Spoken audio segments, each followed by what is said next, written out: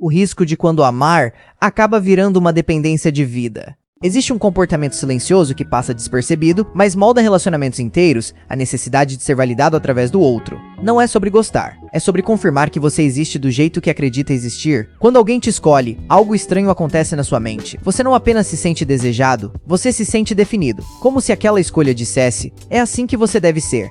E então, sem perceber, você começa a proteger não a pessoa, mas a versão de si mesmo que nasceu dentro daquele vínculo. É por isso que pequenas mudanças assustam tanto. Um tom diferente, uma resposta mais fria, um silêncio fora do padrão. Não é o relacionamento que está em risco, é a sua identidade dentro dele. E isso muda tudo, porque agora não se trata mais de amar alguém. Se trata de manter uma estrutura interna funcionando. E quando essa estrutura começa a falhar, o que parece saudade pode ser só abstinência. Aqui entra o paradoxo que quase ninguém percebe. Você diz que quer amar livremente, mas se apega exatamente ao que te limita. Diz que quer alguém autêntico, mas se incomoda quando essa pessoa foge do roteiro que você criou na sua cabeça. Quer conexão real, mas reage mal quando ela vem sem controle. E o mais curioso é que você acredita que está lutando pelo relacionamento, quando na verdade está lutando contra qualquer possibilidade dele mudar. O que você chama de amor intenso, muitas vezes, é só resistência à perda de previsibilidade. Você não quer exatamente a pessoa. Você quer o padrão que ela representa, o jeito que ela responde, o espaço que ela ocupa na sua rotina mental, o papel que ela desempenha na história que você inventou. E quando isso muda, a sua reação não é curiosidade, é defesa, como se algo estivesse sendo roubado. E talvez esteja mesmo, mas não é a pessoa. É a sensação de controle sobre o que você sente. Agora olha como isso se constrói sem você perceber. Desde cedo você aprende que ser escolhido tem valor, que ser desejado significa algo, que ser amado te coloca em um lugar específico dentro do mundo. Filmes reforçam isso, redes sociais amplificam, histórias romantizam. Tudo aponta para a mesma direção, encontrar alguém que te complete, que te valide, que te confirme. E sem perceber, você passa a usar o outro como um espelho emocional, não para se ver melhor, mas para se sentir estável.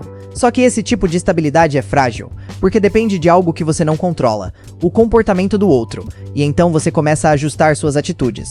Pequenas concessões, pequenos silêncios, pequenas adaptações. Nada muito grande no começo, mas suficientes para manter o sistema funcionando. E isso vai se acumulando, até que em algum momento você não sabe mais se está sendo você mesmo ou apenas a versão que mantém aquele vínculo vivo. E o mais curioso é que você chama isso de esforço, quando na verdade pode ser só medo disfarçado de dedicação. A tecnologia não criou isso, mas acelerou. Hoje você consegue medir interesse em tempo real, visualizou, respondeu rápido, curtiu, ignorou. Cada microação vira um sinal, cada ausência vira um significado. E a sua mente, que já era treinada para buscar padrões, começa a montar narrativas com base em quase nada. Um atraso vira desinteresse, um silêncio vira rejeição, um comportamento neutro vira ameaça. E você reage, ajusta, insiste, questiona, tudo para restaurar o equilíbrio que você acredita ter perdido. Mas esse equilíbrio nunca foi real. Era só uma ilusão de previsibilidade construída sobre interpretações. E quanto mais você tenta controlar isso, mais dependente você fica. Porque agora não é só sobre a pessoa. É sobre a necessidade constante de interpretar, antecipar e corrigir o comportamento dela para manter a sua própria estabilidade emocional. Isso não é conexão. É vigilância emocional disfarçada de cuidado. E talvez a parte mais desconfortável seja essa. A dependência emocional não começa quando você não consegue ficar sozinho. Ela começa quando você precisa do outro para se sentir coerente, quando suas emoções dependem da consistência de alguém externo, quando sua identidade começa a se moldar em função de respostas que você não controla. E o mais intrigante é que tudo isso pode acontecer dentro de algo que parece saudável, conversas frequentes, interesse mútuo, presença constante. Nada disso é, por si só, um problema. O problema está na função invisível que o outro passa a ocupar dentro da sua mente. Ele deixa de ser uma pessoa e vira um regulador emocional, um estabilizador de identidade, um ponto de referência para o seu próprio valor. E quando isso acontece, amar deixa de ser uma escolha e passa a ser uma necessidade disfarçada.